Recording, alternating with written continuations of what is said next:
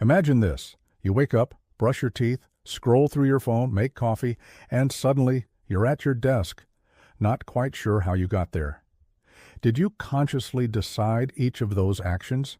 Or did you simply follow an invisible script written long ago and rehearsed daily? According to Pulitzer Prize-winning journalist Charles Duhigg, you were following a habit loop.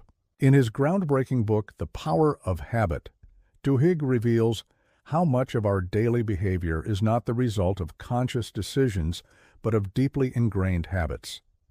And the most surprising part? These habits aren't just personal, they're neurological, organizational, and even societal. In this first episode, we'll explore the hidden mechanics of habit formation.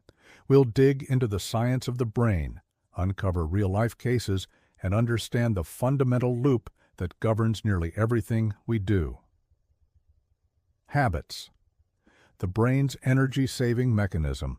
Our brains are wired to seek efficiency. They're constantly looking for ways to save energy, and one of their best tools is habit. Habits allow the brain to perform common actions without wasting effort, thinking about them every time. Duhigg introduces us to studies from MIT, where researchers observed rats navigating a maze. At first, the rats explored slowly, sniffing corners and pausing frequently, but with repetition, their behavior became faster and more automatic. What changed? Their brains were no longer fully active throughout the task. Instead, once the pattern was learned, brain activity spiked at the beginning and the end of the maze, signaling the brain was on autopilot in between. This discovery was crucial. It revealed that the brain creates a chunk of behavior, a loop that runs from start to finish, needing little to no active thought. This chunk, this automatic script, is what we call a habit, the habit loop. Cue. Routine. Reward. Every habit, Duhigg explains, follows the same pattern: a cue, a routine, and a reward. Understanding this loop is the first step to mastering habit formation or changing destructive behaviors. Cue. This is the trigger that tells your brain to go into automatic mode. It can be a time of day, an emotional state, a particular place, or the presence of certain people. Routine. The behavior itself. This can be physical, biting nails, mental, repeating a thought, or emotional, feeling guilty. Reward. The payoff that tells your brain this loop is worth remembering. It satisfies a craving even if you're not fully aware of it. Let's take a simple example. You feel stressed at work, cue. You walk to the vending machine and buy a cookie, routine. And you feel comforted or distracted, reward. That emotional payoff makes it more likely you'll repeat the behavior next time you're stressed. Over time, your brain starts to crave the cookie when stress arises, reinforcing the loop. The cue and the reward become neurologically intertwined, creating anticipation, and that anticipation is what solidifies the habit. Case study: the man with no memory who still had habits. One of the most striking stories in The Power of Habit is about Eugene, a man who lost his ability to form new memories due to a brain infection. Despite this, Eugene could still take a walk around the block and return home without getting lost. He couldn't explain how, he didn't even remember the walk, but his brain had formed new habits without his conscious participation. This proved something revolutionary. Habits operate independently of memory. Even when the parts of the brain responsible for conscious decision-making are damaged, the structures that form habits, the basal ganglia, can still function. That's both amazing and a little frightening. It means your brain can automate behaviors even if you're unaware of them. That's why understanding habit loops is so essential. If you don't shape them, they'll shape you. Why desire is the true driver of habit. Here's a key insight. The most powerful habits are driven not just by cues and rewards, but by cravings. When a cue triggers a craving, your brain eagerly anticipates the reward. That craving is what keeps the habit alive. In a legendary marketing campaign, Pepsodent toothpaste became a household staple, not because it cleaned teeth better, but because it created a craving. The toothpaste contained ingredients that caused a tingling sensation. That feeling became the reward, the signal that your teeth were clean.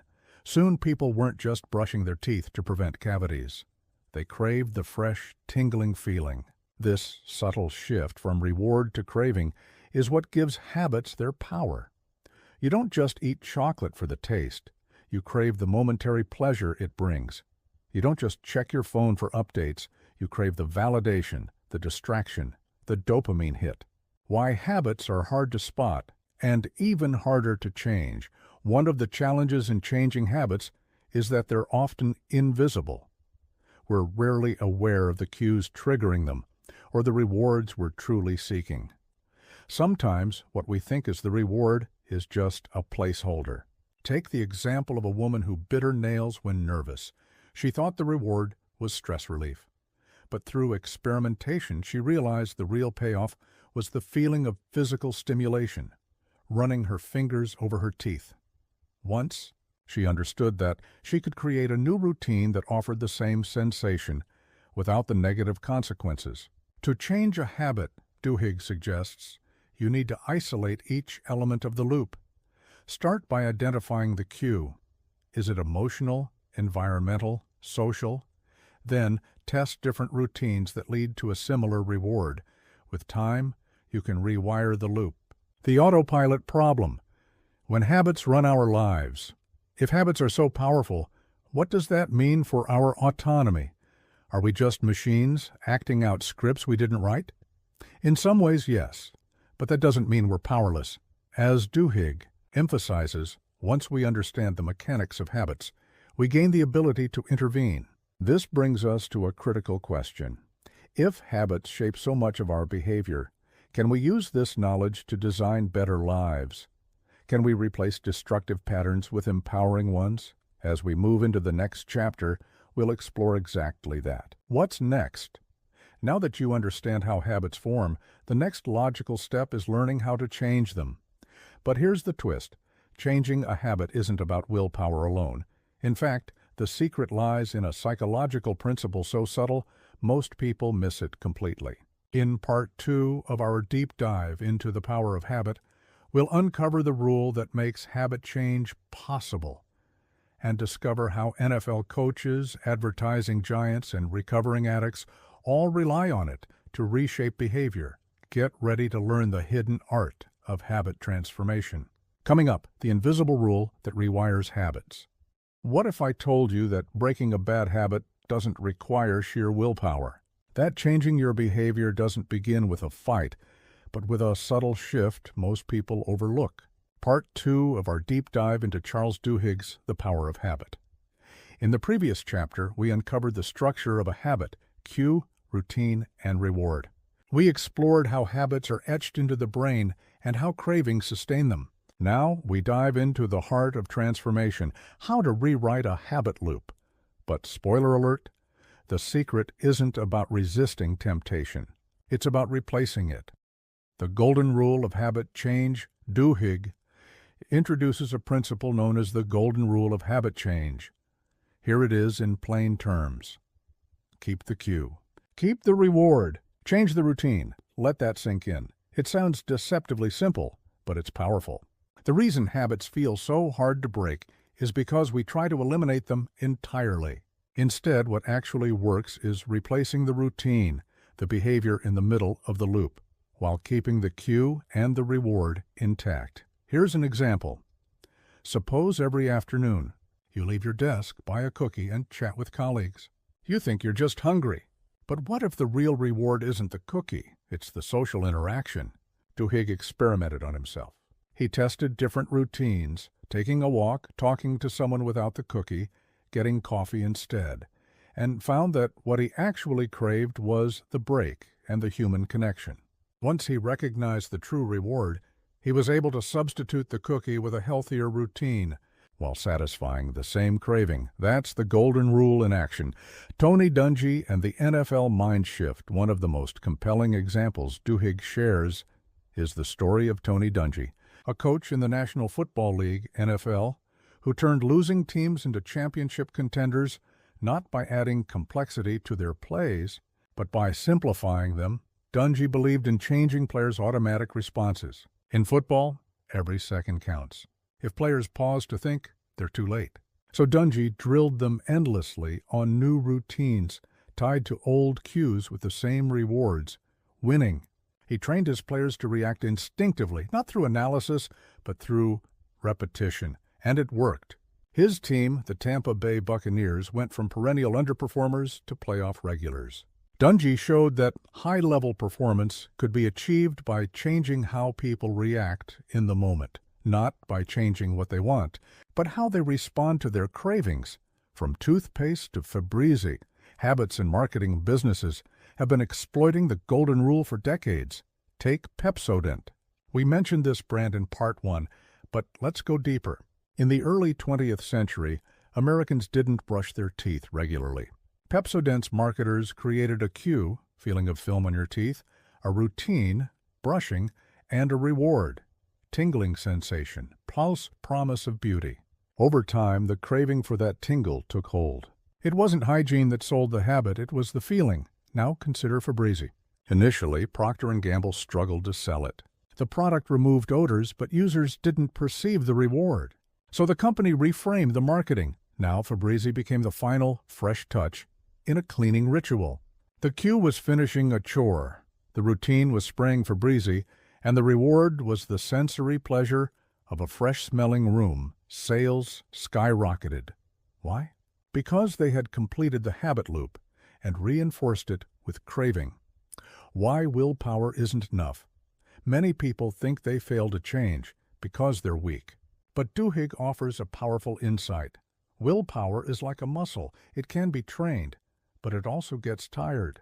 And if you rely on it alone, it will eventually fail you. Instead of constantly trying to resist temptation, it's more effective to anticipate the cue and plan a different routine in advance. For example, if your cue is stress and your routine is smoking, simply telling yourself don't smoke isn't enough. You must plan an alternate behavior, maybe deep breathing, walking, or calling a friend, that satisfies the same emotional need.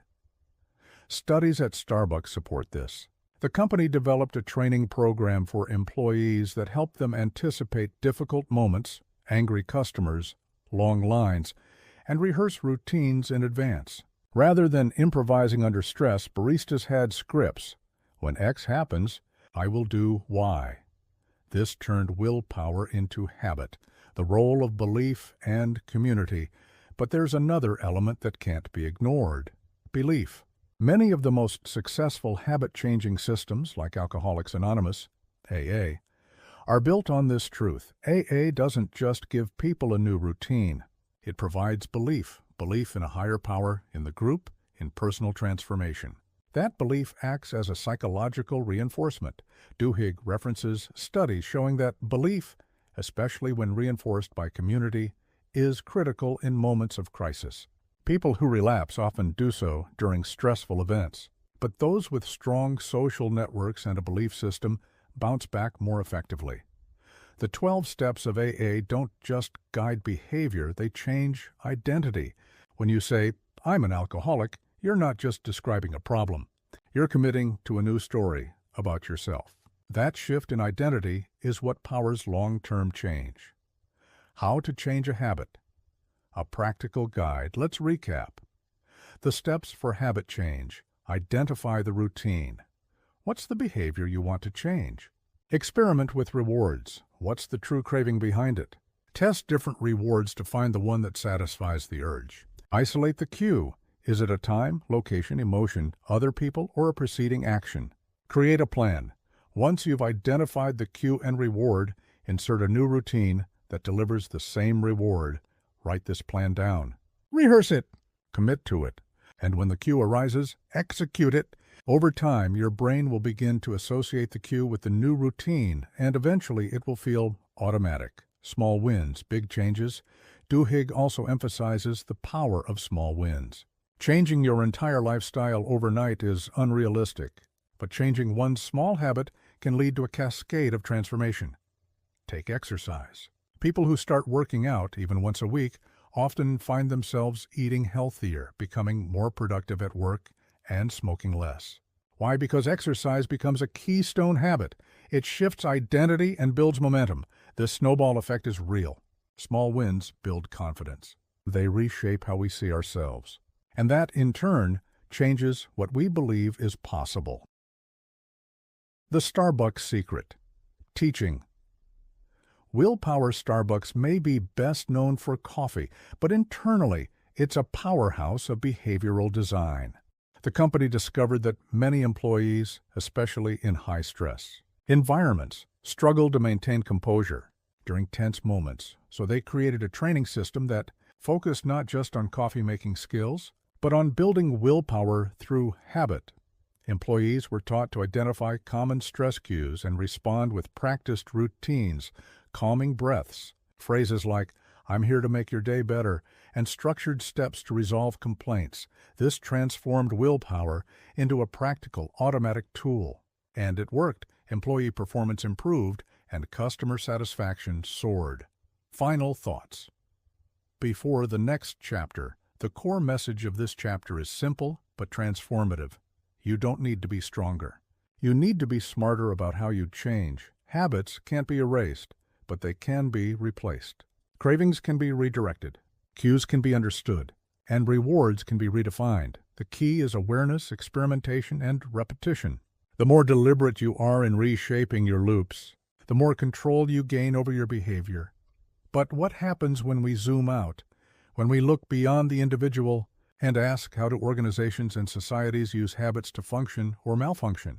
In Part 3 of our series, we'll uncover how leaders use keystone habits to drive institutional change, how crises become opportunities for transformation, and why some habits matter far more than others. Coming up, small wins and big levers, the habits that transform entire organizations. So far, we've explored how habits form within individuals, how the brain builds loops of cue, routine, and reward, and how these loops can be rewritten with intention. We've uncovered the golden rule of habit change: keep the cue and reward, but shift the routine. Now let's take a bold leap outward, because habits don't just live inside people. They live inside systems, teams, companies, schools, governments. And in this section, we'll explore how the same psychological patterns that shape personal behavior also govern collective success or failure. But here's the twist. Not all habits are created equal. Some habits, when changed, set off a chain reaction that transforms everything around them. Duhigg calls these keystone habits. Let's explore what makes these habits so powerful, how leaders leverage them to spark change, and why small wins often carry the biggest weight. What is a keystone habit? Think of a keystone in architecture. It's the central stone at the top of an arch that holds the entire structure together.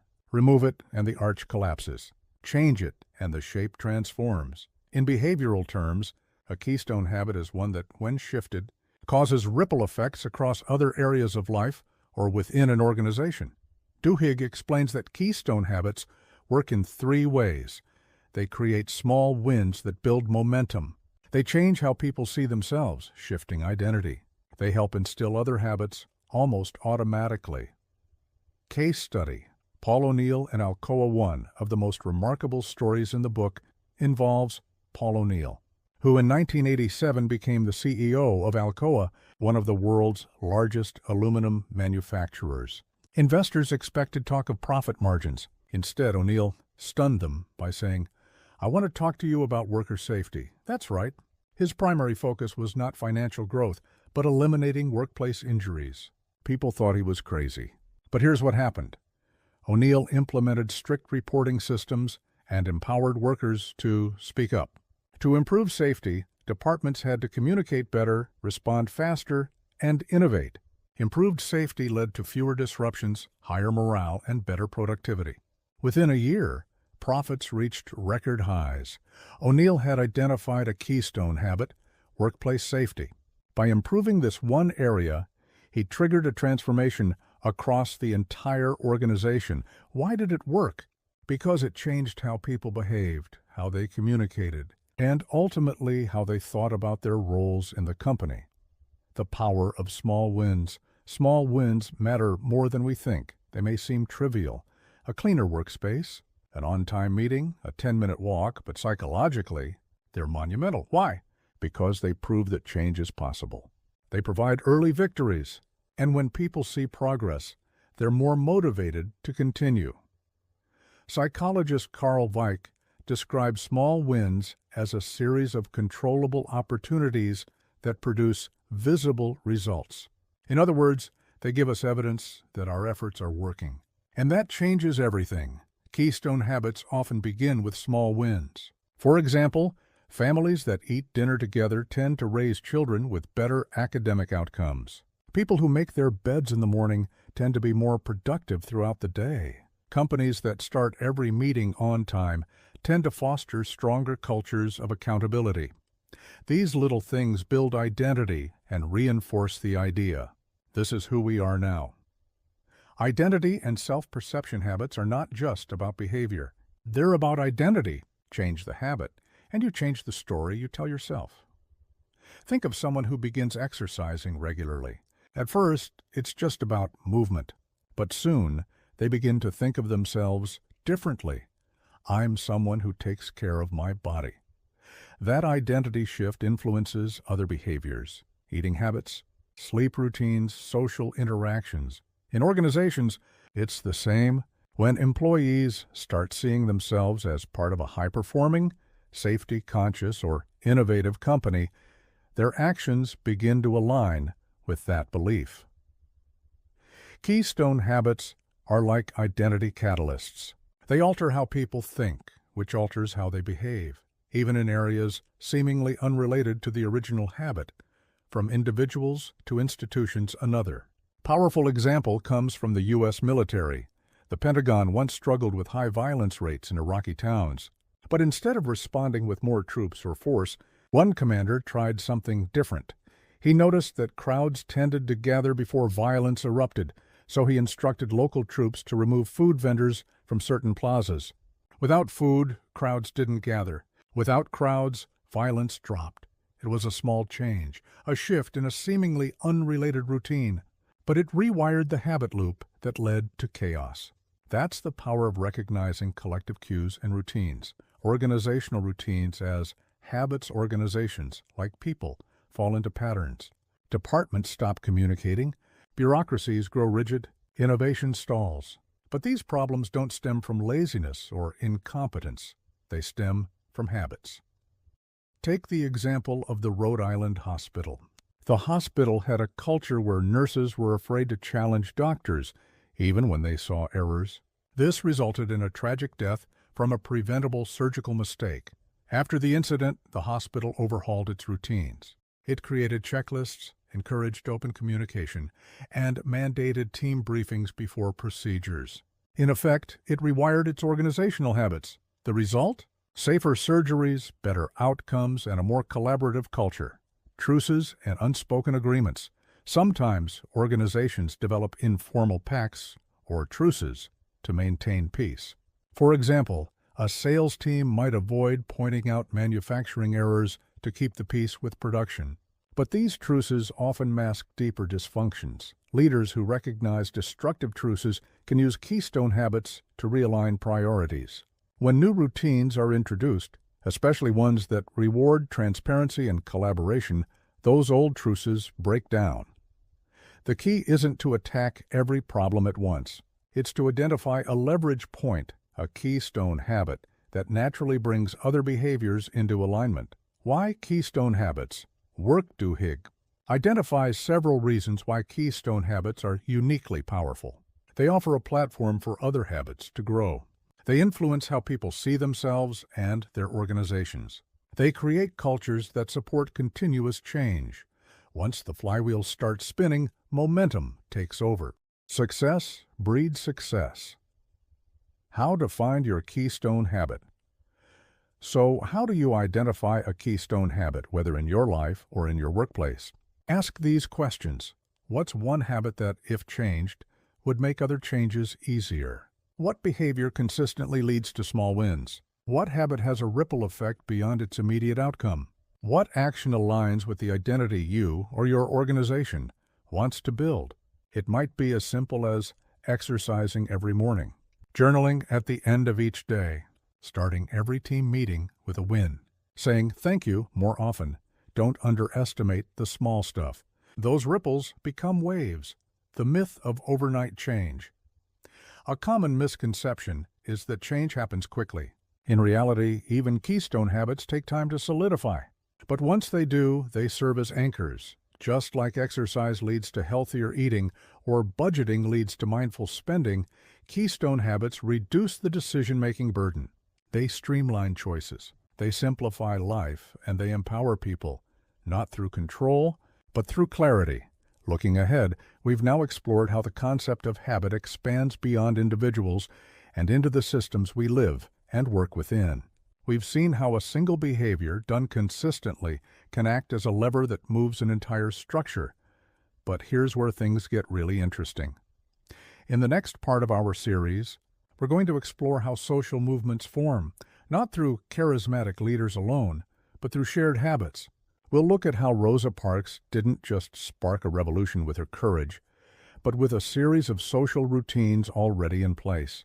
We'll also uncover how norms take root, how cultures shift, and how you can use the science of habit to influence not just your inner world, but the world around you. Coming up, social habits and the power of community, how movements take hold. We've seen how habits govern individuals and organizations, but there's another layer that's even more powerful: the habits of communities. From spontaneous revolutions to quiet social transformations, collective behaviors are often the result of deeply embedded social habits. In this section, we'll explore how social movements emerge, why peer pressure can be a force for good, and what it really takes to change a culture. One person can spark change, but it's the network that sustains it. The Rosa Parks moment, and what really sparked the movement. On December 1, 1955, Rosa Parks refused to give up her seat on a Montgomery bus. It's one of the most iconic moments in the American civil rights movement. But here's what most people don't know. Rosa Parks wasn't the first person to defy bus segregation laws. Others had done it before and gone unnoticed. What made this moment different? Duhigg explains that Parks was deeply embedded in a dense web of social relationships. She was respected, connected, and trusted across multiple layers of the community. When she was arrested, word spread quickly, not just to civil rights activists, but to church members, educators, friends, and neighbors. Because Parks was well known and liked, her defiance triggered a social ripple. People rallied, not just for justice, but out of a shared sense of loyalty and identity. Her action activated existing social habits, routines of solidarity and mutual responsibility. The 3 stages of social movement habits, according to Duhigg. Successful movements, like the civil rights movement, tend to follow a predictable pattern built on 3 layers of social habits. Personal ties, a small group of individuals driven by strong relationships and personal trust. Community pressure, wider networks influenced by peer pressure and social norms. New identity and culture, a shift in collective identity that turns actions into a way of life. Let's break these down. Stage 1. The power of personal ties movements. Start with strong ties, close friendships, family connections, and inner circles. These relationships foster trust and a sense of shared mission. When Rosa Parks was arrested, her close friend E.D. Nixon, a local NMIACP leader, sprang into action. He called on friends, ministers, and community leaders. Within 24 hours, a bus boycott was organized. Why did people respond so quickly? Because they trusted the messenger. The early momentum of a movement depends on these personal bonds. People don't risk comfort or safety for abstract ideas. They do it for people they care about. Stage 2. Social pressure and peer norms. Once the movement is in motion, something else takes over: the weight of the group. Duhigg recounts how thousands of people in Montgomery joined the bus boycott, not because they were deeply political, but because everyone else was doing it. Pastors urged participation from the pulpit. Neighbors talked about it. Not joining became socially awkward. This is the second layer of habit: peer pressure. Humans are wired to conform to group norms. Once the idea becomes widespread enough, participation becomes a new social default. It's not unlike other habits we've discussed. There's a cue. The boycott is happening. A routine, walk, carpool, don't take the bus, and a reward, belonging, pride, and community recognition. Stage 3, a new identity. This is where things lock in. The final and most important stage of any movement is the creation of a new identity. At some point, boycotters in Montgomery stopped seeing themselves as protesters. They began seeing themselves as part of a cause, as civil rights advocates, as agents of change. When identity shifts, behavior becomes more durable. You're not just acting, you are becoming. This is the deep power of habit in society. Once a new identity is internalized, the behavior tied to it becomes automatic. People continue even when the initial trigger, like a boycott, fades. Social habits in modern contexts often think of social movements as dramatic, marches, speeches, political change. But social habits shape quieter arenas too. Why do people recycle in some neighborhoods but not others? Social norms. Why do offices adopt wellness programs or diversity training? Cultural expectations. Why do people in certain cities walk more, eat differently, or spend less time online? Local habits and group behavior. Duhigg points out that once a behavior becomes a shared norm, it takes on a life of its own. And often it's no longer about logic. It's about identity and expectation. The habit loop goes public. Let's recall the habit loop: cue, routine, reward. In communities, the cues might be media coverage, social cues, or leadership messages. The routine is group action. The reward is belonging, pride, and a sense of meaning. This loop, when embedded socially, can reinforce powerful cultural change. For example, public health campaigns use this all the time. Cue, reminder ads about health screenings. Routine, people schedule checkups. Reward, assurance, group approval, and better health. But these campaigns work best when they tap into existing social habits, when they ride a wave of shared values. Movements need structure. Too, it's easy to romanticize movements as spontaneous, but Duhigg shows they require structure. Someone must build systems to support the new habits. In Montgomery, carpools were organized with military precision. Schedules, maps, backups, every detail was planned. Volunteers kept momentum alive, and churches provided the meeting places and moral backbone. Without this structure, the social habit might have faded, but the scaffolding made the change durable. Just like individuals need a plan to change personal habits, communities need infrastructure to sustain collective ones. The double-edged sword of social habits, it's important to recognize that social habits aren't always positive. Cultures can normalize destructive behavior. 2. Consider corporate scandals where unethical practices became just how we do things here. Or social media platforms where outrage is rewarded and users develop habits of aggression and polarization. Understanding how social habits work allows us to intervene, not just by scolding or banning behavior, but by shifting the group's cues, routines, and rewards, creating change in your own community. So how can you apply this? Start with strong ties. Change begins with small groups, not crowds. Build peer pressure into the habit. Make good behavior visible and normalized. Anchor it in identity. Help people see the behavior as part of who they are. Support it structurally. Create systems that reinforce the new pattern. You don't need to lead a national movement. You can change your family, your workplace, your circle of friends. Lead by example. Use habit science and build from the inside out. Coming up next, we've now uncovered how social habits create the invisible glue that binds communities and drives mass change. But we haven't yet tackled one of the most complex questions in the power of habit. Are we really in control? In the next section, we'll examine the ethics of habit, how much responsibility we carry for our automatic behaviors, and where the line between compulsion and choice really lies. We'll dig into real-life legal cases, moral questions, and the psychology of blame. Because once we understand how habits work, the bigger question emerges. Can we still claim ignorance? Or are we now responsible for change? Coming up, responsibility and control. Are we the authors of our habits?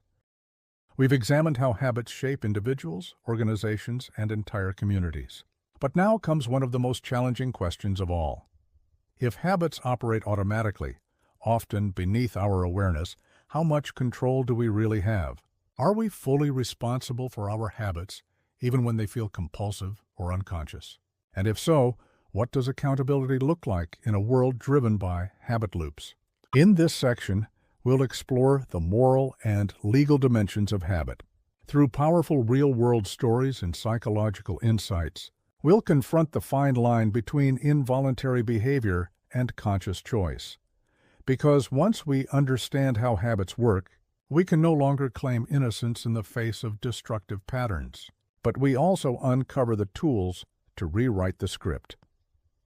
A Tale of Two Cases Duhigg opens this exploration with two gripping cases.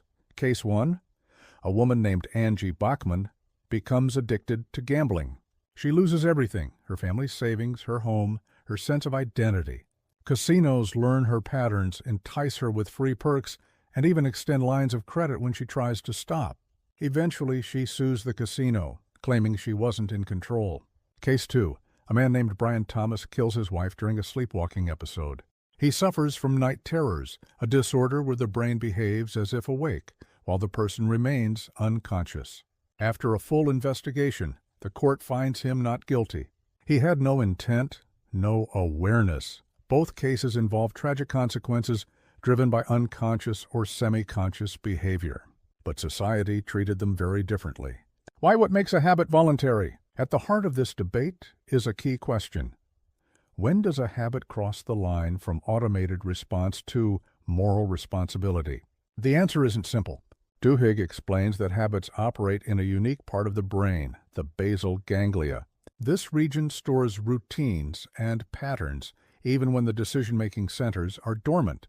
It's why you can drive home without thinking, or why recovering addicts may relapse during moments of stress without conscious intention. But here's the nuance. Most people, at some point, do become aware of their habits. They recognize the loop. They know the consequences. And that awareness opens the door to change. In legal terms, this is called foreseeability. Angie Bachman, over time, understood her gambling addiction. She had moments of clarity. She tried to stop. But when she resumed, the courts concluded she had crossed the line, from victim to participant. Brian Thomas, by contrast, had no such opportunity. His actions occurred entirely outside his conscious control. Addiction and habit. Where do they meet? Addiction complicates the habit conversation. Scientists now understand that addiction isn't just about chemical dependency. It's also about cue routine reward loops gone awry. For example, the brain of a gambler reacts to near misses almost the same way it does to actual wins. This reinforces the craving. Casinos exploit this by designing games and environments that maximize uncertainty and engagement. Lights, sounds, rewards. Every detail reinforces the habit loop. But here's the turning point. When addicts understand their triggers, routines, and rewards, they can begin to rebuild new loops. Recovery isn't about erasing cravings. It's about installing new behaviors in response to the same cues and finding better rewards. That's the difference between being trapped and being aware. The ethics of habit engineering. Modern life is filled with habit engineering. Companies design apps to hook our attention. Retailers send coupons based on shopping patterns. Streaming platforms autoplay the next episode. Is it manipulation or simply smart design? Duhigg doesn't cast judgment. Instead, he emphasizes awareness. The more we understand about how we're being influenced, the more we can choose how to respond. Just like personal habits, societal habits can be guided or hijacked. Responsibility begins with recognition, the power of reflection. Ultimately, responsibility in habit comes down to one word: reflection. The moment you recognize a habit, you own it. You may not control every cue or resist every craving, but you have the ability to choose a response. This is the difference between compulsion and choice. Compulsion says, "This is just who I am." Choice says, "This is a pattern and I can change it."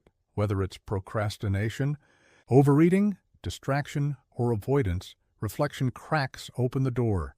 And with practice, you can widen that gap between cue and response, building a habit of responsibility. Responsibility itself can become a habit. Here's how.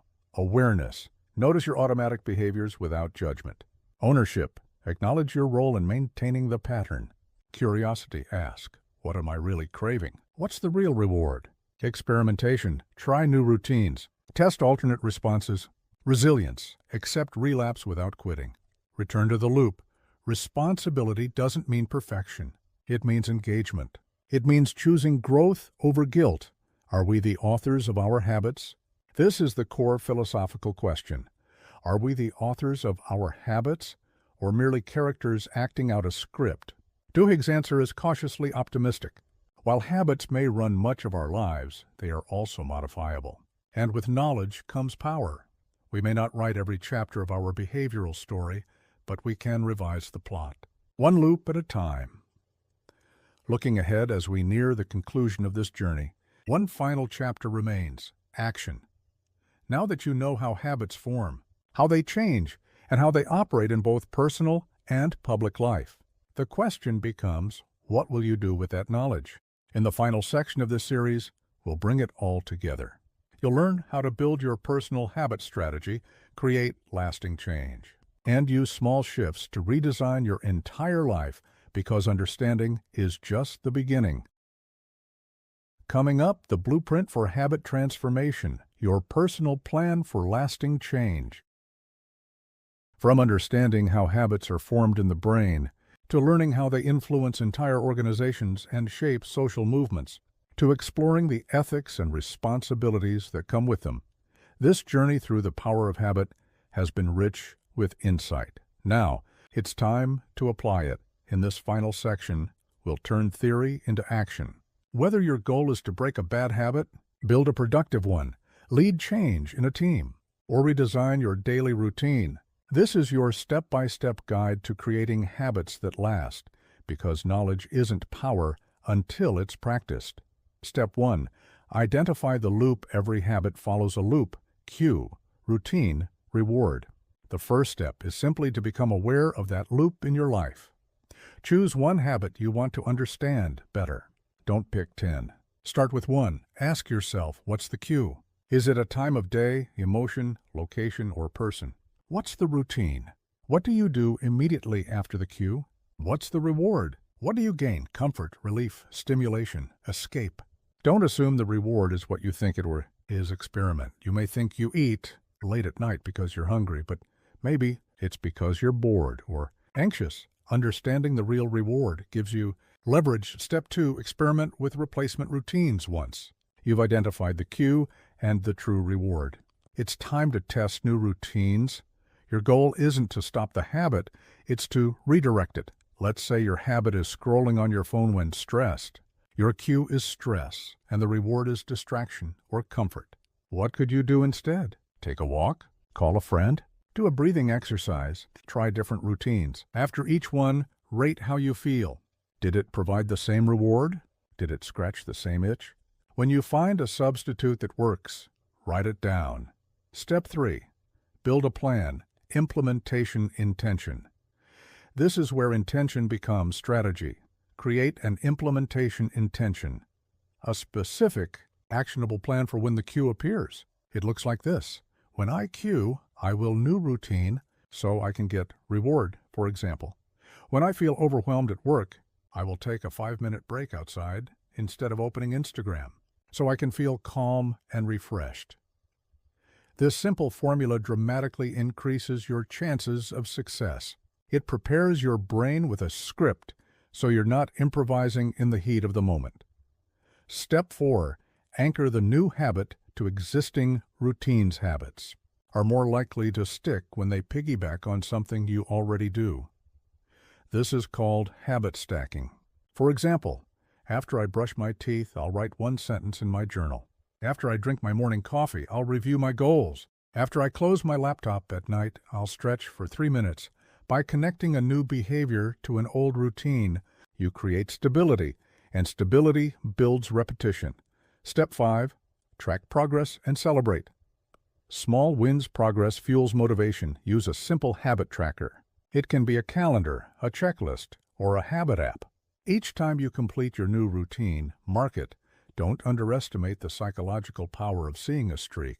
It activates your brain's reward system. It reinforces identity. I'm someone who does this now. And remember to celebrate small wins. Even if it's just a mental high five or a pause to acknowledge the effort, it matters. Step 6. Prepare for setbacks and plan recovery. You will slip. That's not failure. It's part of the process. What separates successful habit builders from those who give up is their ability to recover quickly. Create a relapse plan.